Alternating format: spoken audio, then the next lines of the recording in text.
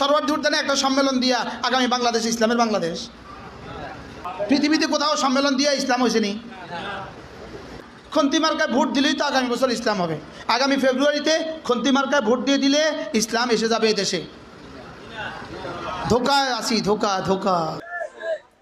যে মানুষগুলো উল্টাপাল্টা ফতোয়া দেন ইসলামী রাজনীতির কথা শুনলে, ইসলামের রাজনীতি নেই এ কথা যদি কেউ বিশ্বাস করে, মনে করে ওর ঈমানও নেই।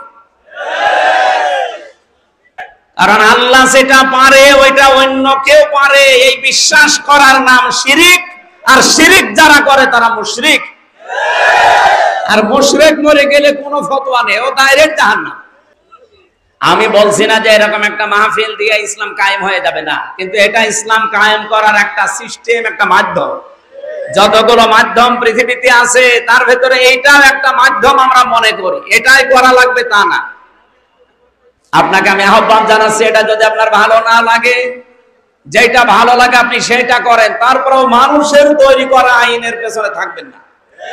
আগস্টের 5 তারিখের পর থেকে এই 12টা মাসের ভেতরে আপনি একটু তাকিয়ে দেখেন কত মানুষ ঈমান পর্যন্ত অলরেডি বিক্রি করে দিয়েছে। আপনারা ঈমান বিক্রি করে সব খেয়ে ফেলেন, ঈমান আমাদের বিক্রি করার কথা ছিল না। আপনার চাইতে আমি তো নির্যাতিত কম হয়নি। আগস্টের 5 তারিখের পর থেকে আমিরে জামাতে যে গত পরশুর দিন ঘোষণা দিয়েছে, অনেকে টাকার বস্তা নিয়ে তাকে রিকোয়েস্ট করেছে যে এটা রাখেন। এর চাইতার প্রমাণ আপনি কি নেবেন? একটা টাকাও তিনি গ্রহণ করেননি। আরো বলেছে না, আমাদের আদর্শে এইটা নেই, কারণ আমি যে লোকটার আদর্শ মেনে চলি তার 63 বছরের জীবনে চাঁদাবাজি নেই। আর এমন মানুষও আমরা পেয়েছি চাকার বস্তা না আরো জোর করে নিয়ে আসে। এর সাথে আর কি প্রমাণ দেখবেন আপনি? এই ফরিদপুরের 2 জন কৃতি সন্তান, আপনারা আন্দাজে যা তার নাম বলেন না কেন, তারা প্রমাণ করে দিয়েছে তারা দুর্নীতি মুক্ত ছিল। শহীদ আলী হাসান মোহাম্মদ মুজাহিদ রহমতুল্লাহ আলাইহি, শহীদ আব্দুল কাদের মোল্লা রহমতুল্লাহ আলাইহি, তারা 1 টাকা না 4 আনাও দুর্নীতি তাদের পাওয়া যায়নি। এ ফরিদপুরের গর্ব বলা হয় এই 2 জনকে। আপনি দেখেছেন মন্ত্রী ছিল, বাড়ি থেকে খিচুড়ি ভাত রান্না করে নিয়ে খাচ্ছে। আর আমি নিজে আরেক মন্ত্রী দেখেছি, এমন মন্ত্রী এই লোকটা, তার নাকি 620টা শুধু বাড়ি। সেদিন সিঙ্গাপুর না মালয়েশিয়া ছিলাম, হোটেল থেকে নিচে নেমে দেখি এক শয়তান বসে চা খাচ্ছে। কি গো হুজুর, আমি আগেই পালিয়েছি। আপনি পালাবেন কেন? আপনি তো এত বাড়ি বানিয়েছেন, আপনার বাড়ির সংখ্যা শুনেছে 620টা, আর আপনি পালালেন কেন? তারপরও এই দেশেও আপনার বেগম পাড়া আছে, সাহেব পাড়া আছে, এখানে থাকতে পারেন না? না, ওগুলো সব তালা মারা, ওখানে যে মায়ের খাবো। বাংলাদেশের 20 লাখ বাঙালি এখানে থাকে। যা করেছি এখন তো টের পাচ্ছি, এখন যদি আমারে পাই পিটিয়ে ভর্তা বানিয়ে ফেলবে। এরকম জীবন আপনি কেন তৈরি করবেন বলেন? আলী হাসান মোহাম্মদ মুজাহিদ রহমতুল্লাহ আলাইহি ফরিদপুরের বুকে যে মাদ্রাসাটা বানিয়েছে, কিয়ামত পর্যন্ত এখানে কোরআনে কারিমের তেলাওয়াত হবে। কবরে শুয়ে শুয়ে আল্লাহর বান্দা প্রতিটা অক্ষরে নেকি পেতে থাকবে।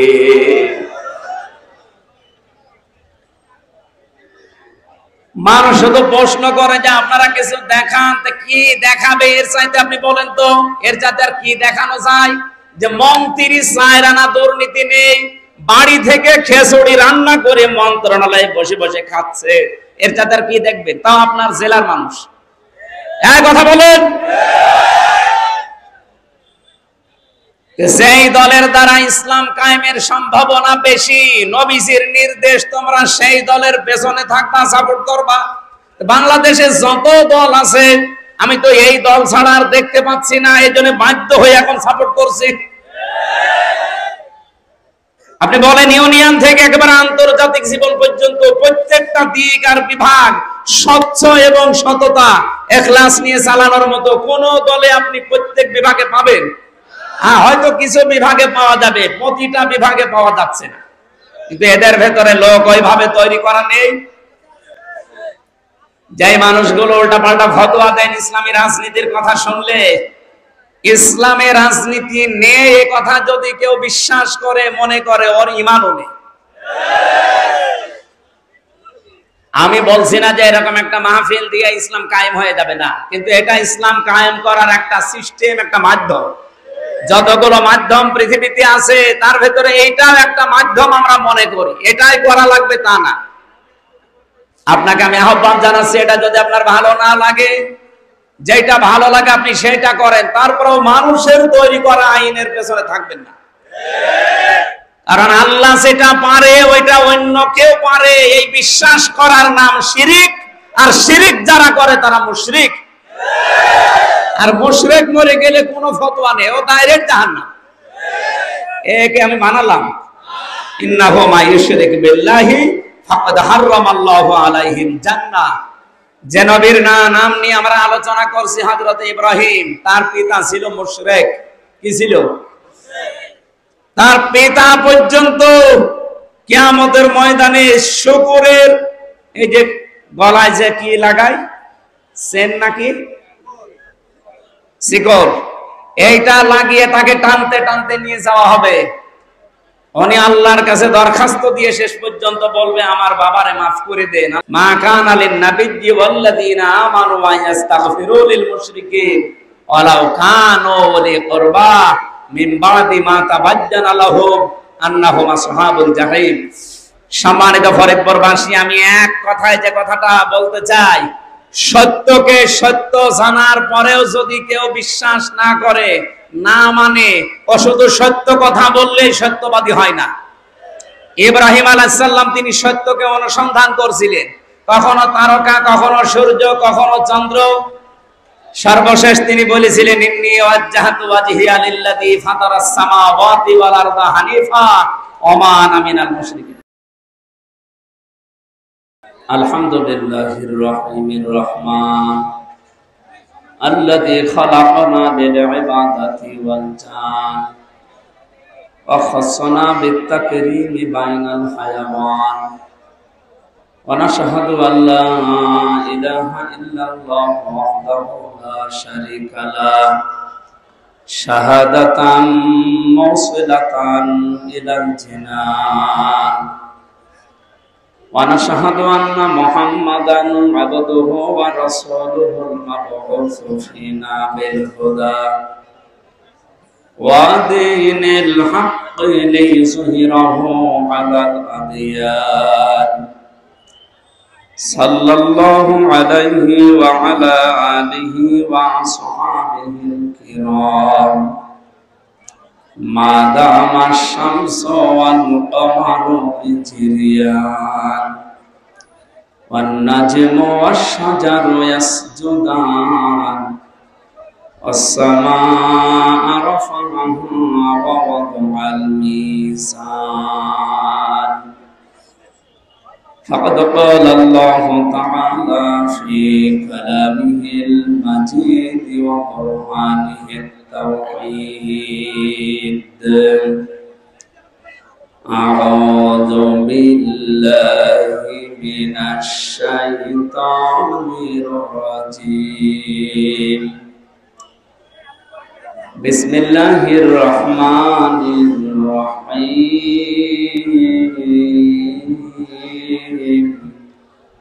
হ্যাঁ, এত গাঞ্জাম হয় কেন? এদিকে পিছন, পিছিয়ে বসুন, পিছিয়ে বসুন, পিছিয়ে বসুন, যান যান যান, আর পিছন। কথা বন্ধ করেন। কি আসছে এ ফ্যানের? আর কি এইদিকে দেওয়া যায় না? পিছিয়ে নেন, দেন, এখান থেকে পিছিয়ে দেন না কেন?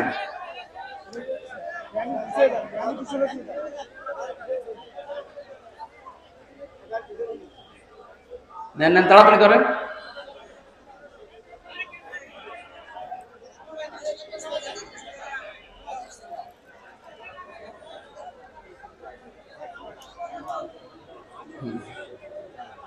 দেন, পিছনে দেন, এই যে এই জায়গায় দেন, যতদূর তার যায় ততদূর। ঠিক আছে, ঠিক আছে, এখানে দিলে হবে। দেন, এদিকে ঘুরিয়ে দিন, ওই ফ্যানটা নামিয়ে দিন।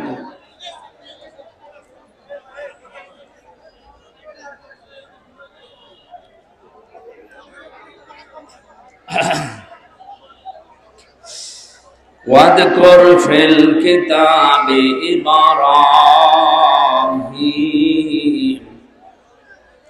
إنه كان صديقا نبيا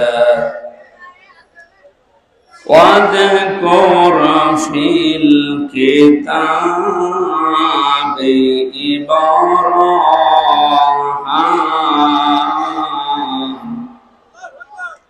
إنه كان صديقا نبيا صدق الله العظيم اللهم صل على محمد وآله وصحبه وبارك وسلم الحمد لله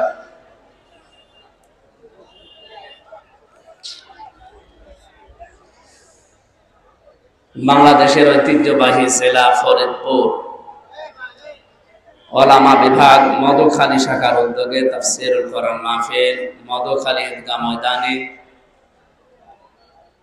এ মাহফিলের প্রধান অতিথি বাংলাদেশ জামায়াতে ইসলামী মনোনীত এ আসনের জন্য নমিনি বিশিষ্ট শিক্ষাবিদ, সমাজসেবক, রাজনীতিবিদ, সারা জীবন জ্ঞানের আলো ছড়িয়েছেন এ জেলার কৃতি সন্তান প্রফেসর ডক্টর ইলিয়াস মোল্লা, সাবেক চেয়ারম্যান রসায়ন বিভাগ, জাহাঙ্গীরনগর বিশ্ববিদ্যালয়, ঢাকা। এতক্ষণ যারা আলোচনা রাখলেন বহু মানুষের নাম এখানে দেখতে পাচ্ছি। আলেমদের হায়াতে তাজ্জেবা সিহাতে কল্লিয়া কামনা করি আল্লাহ যেন দান করেন, বলেন আমিন। কি আরম্ভ করছেন? কখন বৃষ্টি লেগে যায় বলা যায় না, এই জন্য একটু চুপ করুন ভাই। মঞ্চে বসা ওলামা ইকরাম, সামনে বসা মুসলমান ভাইরা, পর্দার আড়ালের সম্মানিতা মা এবং বোনেরা, প্রশাসনের ভাইরা, প্রাণ প্রিয় ফরিদপুরবাসী, কয়েকদিন আগে বলেছিলাম যে গোপালগঞ্জকে আশেপাশের 3টা জেলায় ভাগ করে দে, ঝামেলায় আছে। নড়াইল, ফরিদপুর, মাদারীপুরের ভেতরে যদি ওনাদের 3 আসন ভাগ করে দেওয়া হয় তাহলে ওই জেলা নিয়ে যত মানুষ গালিগালাজ করছে ওইটা আর করবে না। আমি এই জন্য বলেছি। তো অনেকে মনে করছে না মনে হয় ওনার রাগ। আমার তো একটা রাগ আছে, 3 বছর আমি জেল খাটলাম, আমার রাগ নেই। ওই জেলা যদি না থাকতো আমার জেলে যাওয়া লাগতো না। না, ওই যে গালিগালাজ চলছে তো সারা দুনিয়ায়। এই যে কয়েকদিন আগে গিয়েছিলাম মালয়েশিয়া, ওখানেও গালি দেয়। হয়তো তাকে গালি না দিয়ে ওই জেলারে গালি দেয়। এই জেলার নামটাই যদি না থাকে, সব বিলীন হয়ে যায় আশপাশের জেলার ভেতরে, তাহলে কি আবার গালি দিতে পারবে? এই কারণে বলেছি। তুমি মানুষ দুঃখ পেয়েছে যে উনি নামই বাদ দিতে বললো, যে আমার আগে যে খালেদা জিয়া বলেছিল তখন তো আপনারা কিছু বলেননি। আমি তো বলেছি 3 জেলায় ভাগ করে দেন 3 আসন, আর উনি তো বলেছে একেবারে গোপালই পাল্টিয়ে ফেলবো, তখনও কিছু বলেননি। আমার নরম পাই তো। যাক, আপনাদেরকে গালিগালাজ থেকে মুক্ত করার জন্য কেউ যেন আর সামনে গালি না দেয়, এই কারণে বলেছিলাম। আপনাদের ভালো না লাগলে আপনারা যা ভাল লাগে তাই করে। দল মত নির্বিশেষে আজকে কোরআনে কারীম শোনার জন্য আমরা এসেছি। হাদা বায়ানুল লিন্নাস হুদাল লিন্নাস। এটা শুধু মুসলমানদের জন্য না, মানুষ যারা তাদের জন্যই কোরআন শরীফ, নাকি বলেন বলেন? সুতরাং এখানে মানুষ যারা তারা এসেছে, সে যে ধর্মই মানুষ না কেন। আর আমার যতটুকু বাস্তবতা আমি দেখেছি, মানুষ যদি মানুষত্ব নিয়ে কোরআনের কাছে একটু আসে আর যদি একটু উদারতা প্রকাশ করে, আল্লাহ তাকে হেদায়েত দিয়ে দেবে। 17 সালে একটা তথ্য বলেছিলাম, আমেরিকার এক প্রেসিডেন্ট ছিল, তার নাম ছিল যে টনি বেলাওয়ার। এই লোকটার একটা শালী ছিল, ছোট শালী, লরেন বুট। এ মহিলা ইরানের তেহরান বিমানবন্দরে নামার পর এক মুসলমানের কাছে বলেছিল যে আমি ইসলাম গ্রহণ করব না, কিন্তু আমি ইসলাম জানতে চাই। অথেন্টিক ইসলাম জানা যাবে যে বই পড়লে আপনি আমার ওই বই দিন। মুসলমান তাকে কোরআন শরীফ দিয়েছে, ইংরেজি ভার্সন সহ। সে খ্রিস্টান মহিলা, শিক্ষিতা, 3 বছর একাধারে কোরআনে কারিম পড়েছে, তা বুঝে বুঝে। ঘোষণা দিয়েছিল যে মুসলমানেরা তামাম দুনিয়ায় প্রচার করা আছে যে কোরআনে নাকি কোনো ভুল নেই। আমি কোরআনে 53 জায়গায় ভুল পেয়েছি। কিন্তু যখন তিনি মুসলমান হলেন, সাংবাদিকরা জিজ্ঞাসা করেছিলেন যে আপনি একজন খ্রিস্টান, মুসলমান হচ্ছেন? মহিলা বলেছে আমি মুসলমান হই এই কারণে আমি 53 জায়গায় কোরআন ভুল ধরেছিলাম, কিন্তু আশ্চর্যের বিষয় যেখানে ভুল ধরি দেখি তার পরের আয়াতে বা পরের সূরাতে আল্লাহ 1500 বছর আগে তার জবাব দিয়ে দিয়েছে। শেষে আমার জীবনের ভুল ধরা পড়ে গেছে। এই জন্য আমি বাপদাদার ধর্ম ত্যাগ করে এখন আমি মুসলমান, ইসলাম ধর্ম গ্রহণ করে মুসলমান হয়েছি। সুবহানাল্লাহ। এই যে কোরআনে কারিমে আমি 53 জায়গায় ভুল ধরেছিলাম বা পেয়েছিলাম, এটা কি আমির হামজার কথা, লরেন বুথের কথা? এই মহিলার নামটা কেটে আমার নাম ওখানে যে আমি এই শব্দ জুড়ে দিয়ে কারা যেন প্রচার করেছে যে আমির হামজা বলেছে কোরআনে 53 জায়গায় ভুল আছে, ওর পেছনে নামাজ পড়া জায়েজ নেই, ওর ওয়াজ শোনাও হারাম। যে লোকটা এই ফতোয়া দিল ও মনে হয় মেয়াদ উত্তীর্ণ গাঁজা খেয়েছে। আপনি আগে পরের কথা শুনবেন না। এই কথা কি আমার ছিল না লরেন বুথের ছিল বলেন? আপনি আমার নামে যে চালিয়ে দিলেন, তামাম পৃথিবীতে সবচাইতে এইটা বেশি চলছে আজ মুসলমানদের বিরুদ্ধে। কোরআনে কারিমে রব্বুল আলামিন জানিয়েছেন মা ইয়াকসিবু খাতিআতান আও ইসমান সুম্মা ইয়ারমি বিহি বারিয়ান ফাকাদ ইহতামালা বুহতানা ওয়া ইসমান মুবিনা। সূরা নিসার 112 নম্বর আয়াতে আছে, পৃথিবীতে বহু মানুষ এমন আছে নিজে অন্যায় করে, দোষ করে, অপরাধ করে, পাপ করে। এই অন্যায়টা পাপটা যখন হয়ে যায় তখন একটা ভালো নিরপরাধ নির্দোষ মানুষের উপরে দোষটা চাপিয়ে দিয়ে নিজে ভালো সাজে। এই গোনা বাংলাদেশে বন্ধ হয়ে গেছে? বলেন বলেন, এটা আর এখন বেশি চলছে।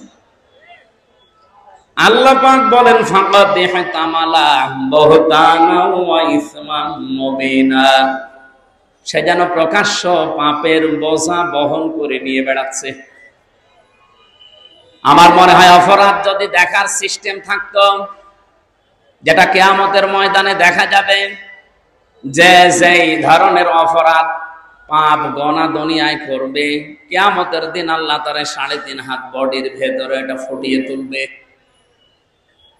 ইয়ারাফুল মুজরিমুনা বিসিমাহুম ফায়ুখাযু বিন নাওয়াসি ওয়াল আকদাম ফাবিআইয়ি আলাই রাব্বিকুমা তুকাযযিবান।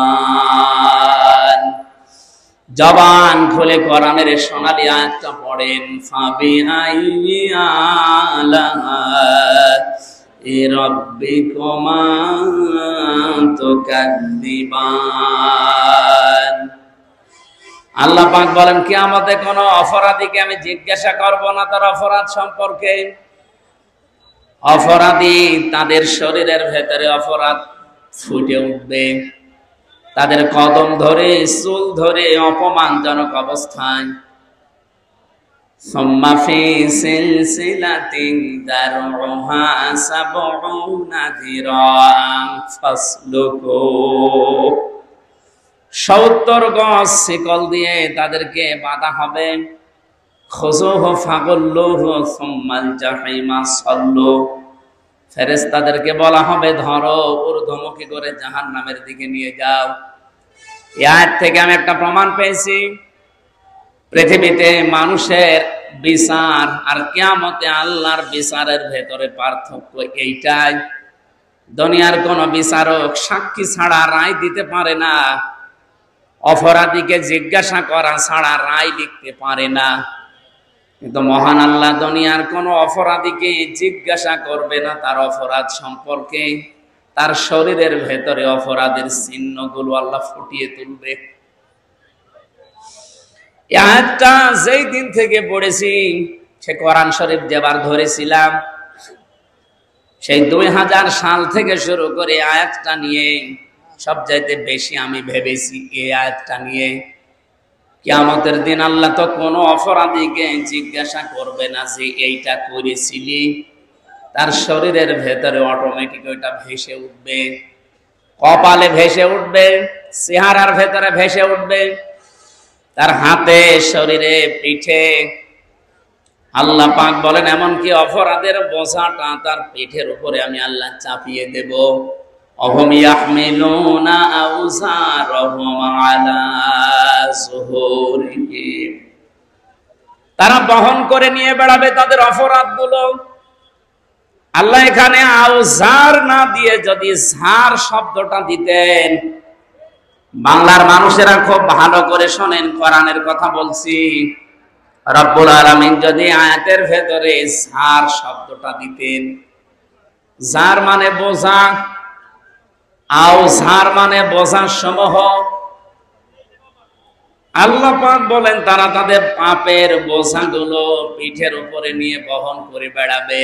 আলা সামা ইয়াসিরুন, ফেরেশতারা তাদের এই পাপের বোঝার দিকে তাকিয়ে বলবে কত নিকৃষ্ট বোঝা হামজা বহন করে নিয়ে যাচ্ছে।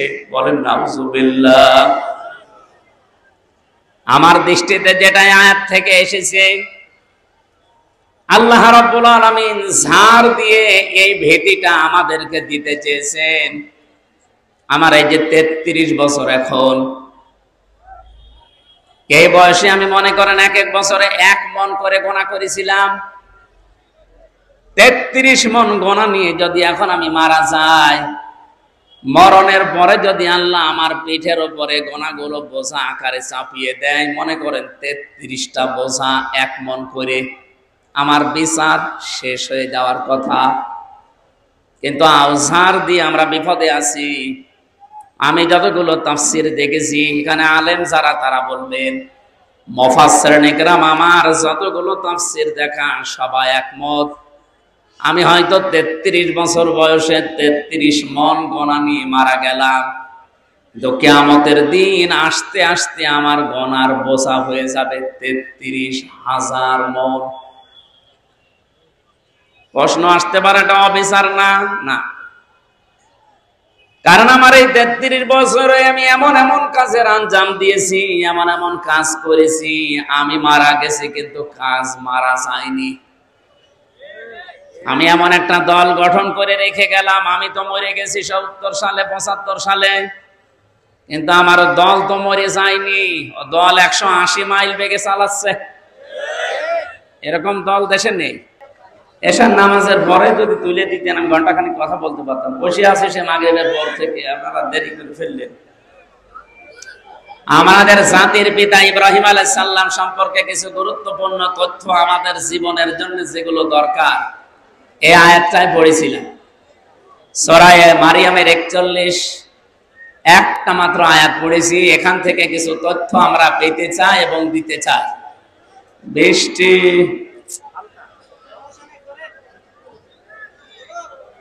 আমার ভাইরা, যেই কথা তুলেছিলাম, এজন্য আমরা সাবধান। আমাদের জীবন যেন এমন করে গঠন না করে যে আমি মরে যাচ্ছি কিন্তু আমার গুনার কাজগুলো মরে যায় না, ওগুলো জিন্দা থাকে। আমার মতো কপাল পোড়া হতভাগ্য দরিদ্র এই পৃথিবীতে আর কেউ নেই। সাহাবী প্রশ্ন করলেন, পৃথিবীতে সবচেয়ে হতভাগ্য দরিদ্র গরিব মানুষ? নবীজি বললেন, কিয়ামতের দিন ওই লোকটা সবচাইতে অসহায় গরিব। বারবার এভাবে ভাই দেখেন বৃষ্টি কি জোরে হচ্ছে।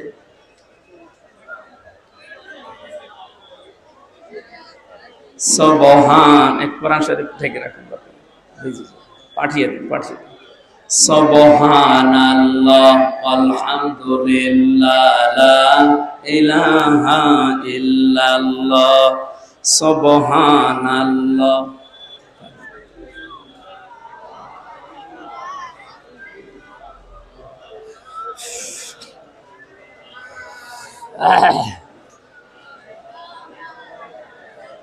সুবহানাল্লাহ আলহামদুলিল্লাহ লা ইলাহা ইল্লাল্লাহ লা ইলাহা ইল্লাল্লাহ মুহাম্মাদুর রাসূলুল্লাহ।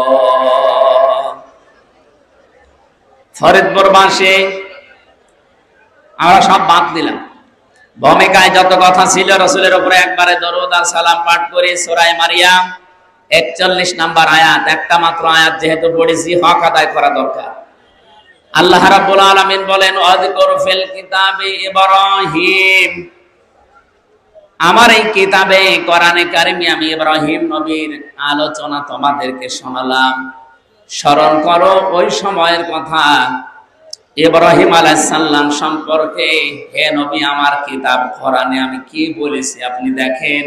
ইন্নাহু কানা সিদ্দীকান নাবিয়্যা, একদিকে হযরত ইব্রাহিম আলাইহিস সালাম ছিলেন সিদ্দিক, আর একদিকে ছিলেন তিনি নবী। তাফসীরে ফি জিলালিল কোরআন, বিশেষ করে ফি জিলালিল কোরআনটাই আমি বেশি দেখেছি আয়াতের সাথে। মুফাসসির তিনি লিখেছেন সাইয়্যিদ কুতুব রাহমাতুল্লাহ আলাইহি। আরে আল্লাহ রে, এমনি একটু আওয়াজ কম করেন। যারা এই বৃষ্টিতেও ভিজতেছেন, এভাবে কষ্ট করে আছেন, আপনাদের সওয়াব আজকে ডবল হবে ইনশাআল্লাহ। আমাদের যদি আজকে একটা সওয়াব হয়, আপনার দুইটা হবে। যদিও অসুস্থ হয়ে যাওয়া ঠিক না, তারপরেও একটু কষ্ট করেন হালকা। আমি আর বেশি সময় নিচ্ছি না। ইব্রাহিম আলাইহিস সালামের আলোচনা আল্লাহ আমাদেরকে শোনাচ্ছেন। এটা ১৫০০ বছর আগে আল্লাহ নাযিল করলেন। কি ছিল তার জীবনের ভেতরে, কেন তাকে আল্লাহ আমাদের জাতির পিতা হিসাবে ঘোষণা দিয়েছেন? আমাদের কি বানানো জাতির পিতা উনি? আল্লাহ নিজে বানিয়েছেন তাকে, এমনি এমনি বানাননি। তারপর জীবনী পড়ে আমি দেখেছি আল্লাহ জীবনে 50টা পরীক্ষা করেছিলেন ইব্রাহিম নবীকে। একটা পরীক্ষায় ইব্রাহিম নবী ফেল করেননি, প্রত্যেকটাই তিনি পাস করেছেন। আল্লাহ পাক তার এই পাস করা দেখতে দেখতে সর্বশেষ 50 নাম্বার পরীক্ষায় এসে এই দুইটা উপাধি তাকে দিয়েছেন। তিনি একদিকে ছিলেন সিদ্দিক, আর একদিকে ছিলেন তিনি নবী। সিদ্দিক কাকে বলে? বাংলাদেশে একটা কথা প্রচার করা আছে, যারা সত্য কথা বলে তারা সিদ্দিক না। শুধু সত্য কথা বললেই মানুষ সিদ্দিক হয় না। সত্যকে সত্য জানার পরে যারা দ্বিধাহীন চিত্তে প্রশ্ন ছাড়া বিনা বাধায় বিনা টেনশনে যারা মেনে নিতে পারে, এই মানুষগুলো সিদ্দিক। কথা বুঝতেছেন? এই দেশে এখন ৭৩টার উপরে দল কাজ করছে। ধর্মীয় বলেন আর জেনারেল বলেন, সবার চিন্তায় এই দেশে শান্তি প্রতিষ্ঠা করা। কিন্তু পৃথিবীতে শান্তি প্রতিষ্ঠা হতে পারে যার দ্বারা, তার নাম ইসলাম। এ বিষয়ে মতপার্থক্য আছে আমাদের। ইসলাম ছাড়া শান্তি সম্ভব না, ৫৪ বছর তার প্রমাণ। পৃথিবী তৈরি হওয়ার পর থেকে অনেকেই জীবন দিয়ে পর্যন্ত চেষ্টা চালিয়েছে।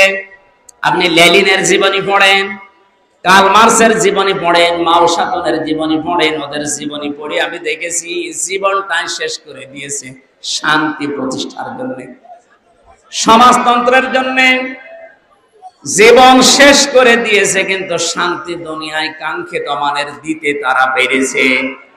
অথচ আমাদের নবী মুহাম্মদুর রাসূলুল্লাহ চেষ্টা তিনি 17 বছর থেকে 40 23 বছর করেছিলেন, তিনিও কাঙ্ক্ষিত মানের শান্তি দিতে পারেননি। কিন্তু যখনই কোরআনে কারিম হাতে পেলেন, মাত্র এই 23 বছরের জীবনে, কারণ মাত্র 23 বছরে তার উপরে কোরআন নাযিল হয়েছিল, এই 40 থেকে 63 এই 23 বছরের ভেতরে এমন শান্তি দুনিয়ায় তিনি কায়েম করেছেন, কিয়ামত পর্যন্ত ওই শান্তি আর আসবে না। এই বাংলাদেশে এখন যারা 73টা দল সবাই চাচ্ছে শান্তি, বলেন তো ইসলামকে ব্যক্তিগত জীবন থেকে রাষ্ট্রীয় জীবন পর্যন্ত, এমনকি আন্তর্জাতিক ভাবে যারা কায়েম করতে চায়, নবীজি বলেন ফাত্তাবিউস সিওয়াদা, হাদিসের প্রথম অংশ এটা, হে আমার উম্মতেরা, যখন দেখবে তোমাদের ওই জামানা ইসলামকে সব দ্বীপ আর বিভাগে কায়েম করতে সক্ষম যারা, তোমাদের দায়িত্ব হচ্ছে ওই দলকে তোমরা সাপোর্ট করবা। আমি নিজের দিকে তাকিয়ে বলছি না, আল্লাহর কসম আমি সবার দিকে তাকিয়ে কথা বলছি। এই দেশে 18 কোটি মানুষকে বলছি, এদেশে যত দল আছে আপনি নিজের বিবেক দিয়ে বুদ্ধি দিয়ে বলেন তো, যারা এদেশে কাজ করছে ইসলামের জন্য, ইসলামকে সর্বোচ্চ জায়গায় পৌঁছিয়ে দেওয়ার জন্য পারফেক্ট দল এই দেশে চালাতে পারে জামাত ইসলামী বাংলাদেশ। অন্য কোন দল যদি থাকে প্রত্যেক দিক আর বিভাগে আপনি বলেন, আমি সেটার নাম বলবো। ইউনিয়ন থেকে আন্তর্জাতিক জীবন পর্যন্ত প্রতিটি জায়গা অর্থনৈতিক ভাবে যারা আল্লাহর ওলি প্রমাণ হয়ে গেছে, সেটা জামাত ইসলামী আর ইসলামী ছাত্র শিবির। যদি বলেন না নাম ধরেন, আমি বাস্তবে দেখতে পাচ্ছি এই জন্য নাম ধরলাম, অন্য কারো ভেতরে আমি এটা পাচ্ছি না।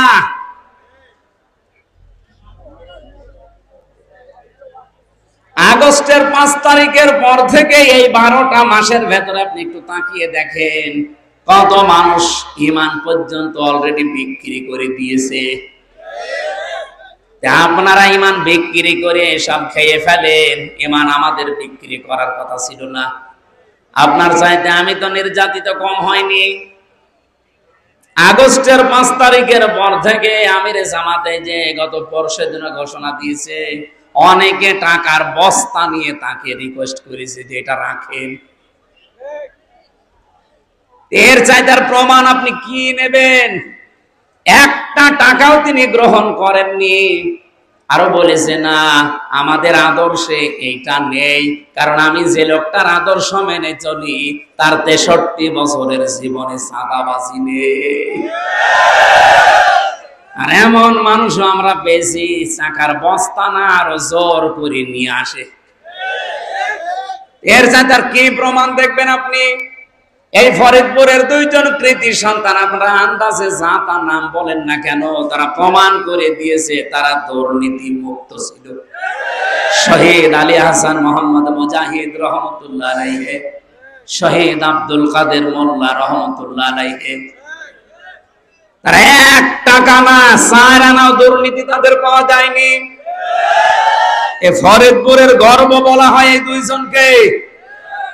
আপনি দেখেছেন মন্ত্রী ছিল, বাড়ি থেকে খিচুড়ি ভাত রান্না করে নিয়ে খাচ্ছে।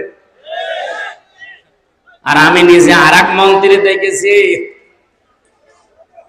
এমন মন্ত্রী এই লোকটা, তার নাকি 620টা শুধু বাড়ি। সেদিন সিঙ্গাপুর না মালয়েশিয়া ছিলাম, হোটেল থেকে নিচে নেমে দেখি এক শয়তান বসে চা খাচ্ছে। কি গো হুজুর, আমি আগেই পালিয়েছি। আপনি পালাবেন কেন? আপনি তো এত বাড়ি বানিয়েছেন, আপনার বাড়ির সংখ্যা শুনেছে 620টা, আপনি পালালেন কেন? তারপরও এই দেশেও আপনার বেগম পাড়া আছে, সাহেব পাড়া আছে, এখানে থাকতে পারেন না? না, ওগুলো সব তালা মারা, ওখানে যে মায়ের খাবো। বাংলাদেশের 20 লাখ বাঙালি এখানে থাকে।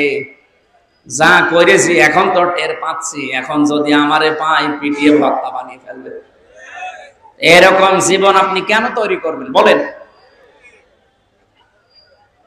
আলী হাসান মোহাম্মদ মুজাহিদ রহমতুল্লাহ আলাইহি ফরিদপুরের বুকে যে মাদ্রাসাটা বানিয়েছে, কিয়ামত পর্যন্ত এখানে কোরআনে কারিমের তেলাওয়াত হবে।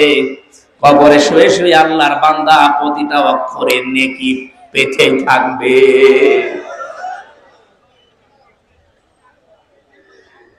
মানুষ শুধু প্রশ্ন করে যে আপনারা কিছু দেখান, তা কি দেখাবে? এর চাইতে আপনি বলেন তো, এর চাইতে আর কি দেখানো যায়?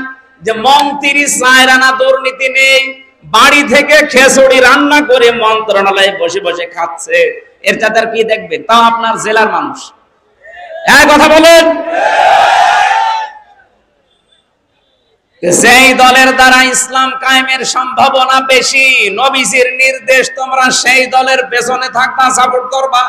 বাংলাদেশে যত দল আছে, আমি তো এই দল ছাড়া আর দেখতে পাচ্ছি না, এই জন্য বাধ্য হয়ে এখন সাপোর্ট করছি। আপনি বলেন ইউনিয়ন থেকে একেবারে আন্তর্জাতিক জীবন পর্যন্ত প্রত্যেকটা দিক আর বিভাগ স্বচ্ছ এবং সততা এখলাস নিয়ে চালানোর মতো কোন দলে আপনি প্রত্যেক বিভাগে পাবেন? হ্যাঁ, হয়তো কিছু বিভাগে পাওয়া যাবে, প্রতিটা বিভাগে পাওয়া যাচ্ছে না, কিন্তু এদের ভেতরে লোক ওইভাবে তৈরি করা নেই। যে মানুষগুলো উল্টাপাল্টা ফতোয়া দেন ইসলামী রাজনীতির কথা শুনলে, ইসলামের রাজনীতি নেই এ কথা যদি কেউ বিশ্বাস করে, মনে করে ওর ঈমানও নেই। আমি বলছি না যে এরকম একটা মাহফিল দিয়ে ইসলাম কায়েম হয়ে যাবে না, কিন্তু এটা ইসলাম কায়েম করার একটা সিস্টেম, একটা মাধ্যম। যতগুলো মাধ্যম পৃথিবীতে আছে তার ভেতরে এইটাও একটা মাধ্যম আমরা মনে করি, এটাই করা লাগবে তা না। আপনাকে আমি আহ্বান জানাচ্ছি, এটা যদি আপনার ভালো না লাগে, যেটা ভালো লাগে আপনি সেটা করেন, তারপরেও মানুষের তৈরি করা আইনের পেছনে থাকবেন না।